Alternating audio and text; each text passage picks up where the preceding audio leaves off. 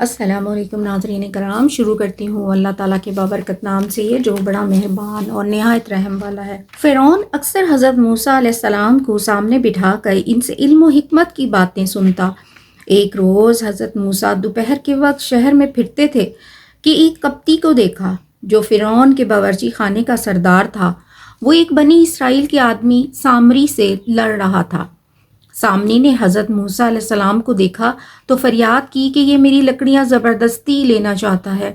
حضرت موسیٰ علیہ السلام نے قبطی کو منع کیا مگر وہ نہ مانا۔ انہوں نے اس کے گھونسا مارا تو وہ مر گیا۔ حضرت موسیٰ علیہ السلام نے سامری کو کہا کہ تم بھاگ جاؤ، نہیں تو قبطی والے تمہیں مار دیں گے، اور وہ چلا گیا۔ اس واقعے کا ذکر سورہ یاسین میں بھی ہے۔ حضرت موسیٰ بہت پریشان ہوئے اور اللہ تعالیٰ سے گڑ گڑا کر معافی طلب کی کہ ان کا ہرگز یہ ارادہ نہ تھا، تو اللہ تعالیٰ نے انہیں معاف کر دیا۔ اب قبطی والے آئے، انہوں نے قاتل کو تلاش کیا اور فرعون سے فریاد کی۔ فرعون باوجود منکر خدا ہونے کے عدل و انصاف کا فیصلہ ظالم مظلوم کے درمیان ضرور کرتا تھا۔ انہوں نے قاتل کو بہت تلاش کیا۔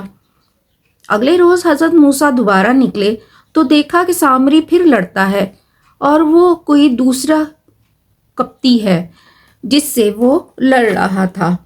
جب حضرت موسیٰ علیہ السلام نے دیکھا تو کہا کہ تم ہی گمراہ ہو، مجھے کیوں اپنے جرم میں شامل کرتے ہو؟ اب سامری نے دیکھا تو فوراً کہا کہ تم اب قبطی کی طرح مجھے مارنا چاہتے ہو۔ دوسرے قبطی نے سنا تو فوراً فرعون کو اطلاع کی۔ حضرت موسیٰ علیہ السلام کو خبر تھی کہ فرعون ہرگز لحاظ نہیں کرے گا، تو وہ وہاں سے شہر چھوڑ کر مدین کی طرف چل دیے۔